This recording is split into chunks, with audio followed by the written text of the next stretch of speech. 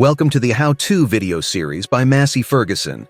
In this video, we will explore together the use of the Go Mode feature of the MF Guide guidance solution. To get started, access the guidance system map. Each time the tractor is started, the guidance system is deactivated. To activate it, simply click on the dedicated button on the multipad or screen. Then check the signal reception, which may take a few minutes. Now let's move on to using the Go Mode. Click anywhere on the map, then on the Go button in the guidance menus. If a pop-up appears, it means you haven't moved the tractor since the engine started. Click OK, drive a few meters, then click Go again. Next, the Implement Setting menu appears. Check if the settings are correct and modify them if necessary. You can watch the MF How-To video on Implement Profiles to learn more. Press OK to continue.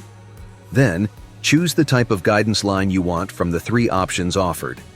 AB line, line with a heading or curve. Start by selecting the AB line. Drive to the starting point and press the A icon. Then advance at least 10 meters to position point B by pressing the icon that appears.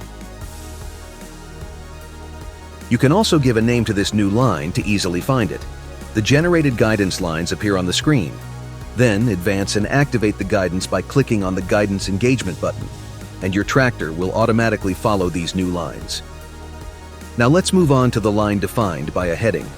Select this option, drive to the starting point.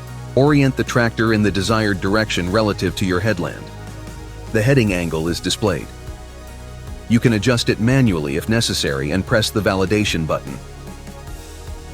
Then click on Point A. The new guidance lines will appear on the screen. Finally, choose the curved guidance line. Drive to the starting point and press Record. Then drive according to the desired trajectory.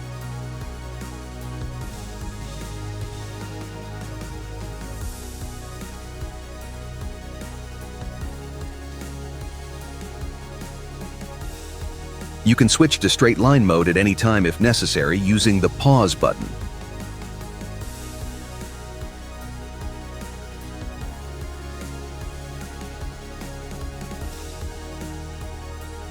The Play button then allows you to switch back to curve mode if necessary.